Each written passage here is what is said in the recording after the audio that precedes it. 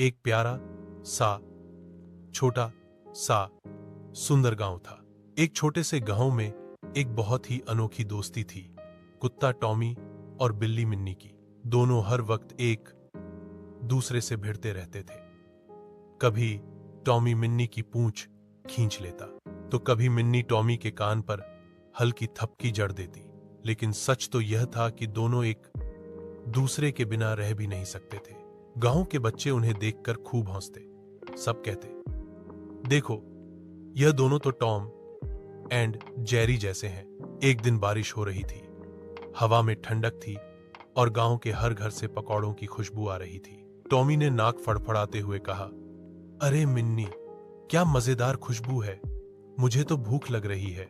मिन्नी ने भी नाक सूंघते हुए कहा, हाँ टॉमी, यह पकौड़े हैं, गरम गरम पकौड़े मिर्च की चटनी के साथ। क्या कहते हो, हम भी पकौड़े बनाएं? टॉमी ने तुरंत अपनी पूंछ हिलाई और बोला, वाह, मजा आ जाएगा। पर पकौड़े बनाना आता है क्या? मिन्नी ने अपनी मूंछें तान कर कहा, आता नहीं तो सीख लेंगे, आखिर हम दोनों मिलकर कुछ भी कर सकते हैं। दोनों चोरी चोरी गांव के चौधरी जी की खाली रसोई में घुस गए। वहां आटा, आलू, प्याज और तेल रखा था।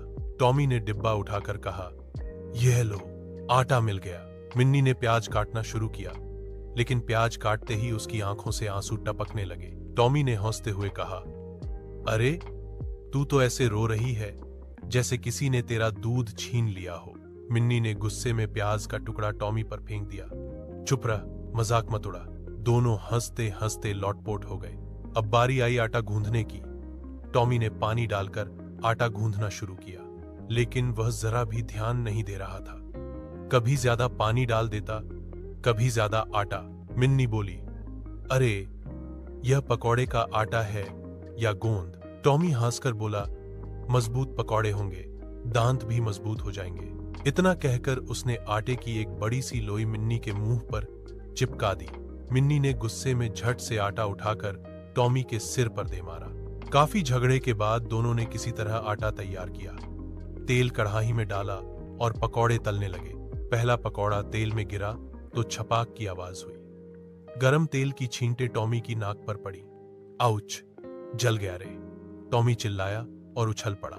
मिन्नी ठहाका मारकर हंसी, हा हा हा, देखो देखो, कुत्ता नाच रहा है गरम तेल पर। टॉमी गुस्से में बोला, अरे ठहर, मैं भी दिखाता हूं। उसने कच्चा पकौड़ा मिन्नी पर फेंक दिया। पकौड़ा सीधे मिन्नी की पीठ पर चिपक गया। अब शुरू हुआ असली युद्ध। मिन्नी ने एक के बाद एक पकौड़े टॉमी पर फेंके। टॉमी ने भी जवाब में पकौड़े हवा में उछाल उछाल कर बिल्ली पर फेंके। रसोई में पकौड़े गोल गोल उड़ रहे थे, कभी छत से टकराते, कभी दीवार से, कभी बर्तन में गिरते और कभी मिन्नी टॉमी के सिर पर। गांव के लोग बाहर खड़े होकर सोच रहे थे, अरे, यह कैसी आवाजें आ रही हैं? जब उन्होंने खिड़की से झांका तो देखा कि कुत्ता और बिल्ली पकौड़ों की बमबारी कर रहे हैं। एक बच्चा बोला, वाह, यह तो मजेदार खेल है, चलो अंदर चलते हैं। सारे बच्चे अंदर घुस आए और पकौड़े उड़ते उड़ते उनके हाथ में गिरने लगे। वाह, मुफ्त का पकौड़ा युद्ध! बच्चे खुशी से चिल्लाने लगे। अब तो मजा दोगुना हो गया। बच्चे, कुत्ता और बिल्ली सब मिलकर पकौड़े उड़ाने लगे। किसी ने पकौड़े टोपी की तरह पहन लिए, किसी ने पकौड़े गेंद की तरह खेल लिए और कोई पकौड़ा सीधे मुंह में डालकर भाग गया। इतने में चौधरी जी वापस लौटे। उन्होंने देखा पूरी रसोई गंदगी से भरी है। आटा दीवारों पर चिपका है, तेल जमीन पर फैला है और बच्चे, कुत्ता, बिल्ली सब पकौड़ों से खेल रहे हैं। चौधरी जी गुस्से में चिल्लाए, यहां क्या हो रहा है? मेरी रसोई का हाल देखो। सब चुप हो गए। टॉमी और मिन्नी भी कान पकड़कर खड़े हो गए। चौधरी जी ने गहरी सांस ली और बोले, ठीक है, गलती हुई है, लेकिन जब इतनी मेहनत से आटा और पकौड़े बनाए हैं तो इन्हें यूं ही क्यों बर्बाद करना? चलो सब मिलकर अच्छे से नए पकौड़े बनाओ। अब सब मिलकर काम करने लगे। टॉमी आलू छीलने लगा, मिन्नी प्याज काटने लगी, बच्चे आटा गूंथने लगे। चौधरी जी ने सबको सिखाया कि कैसे अच्छे पकौड़े बनाए जाते हैं। कुछ देर बाद गरम गरम पकौड़े तैयार हो गए। सबने मिलकर बरामदे में बैठकर पकौड़े खाए। साथ में हरी मिर्च की चटनी भी थी।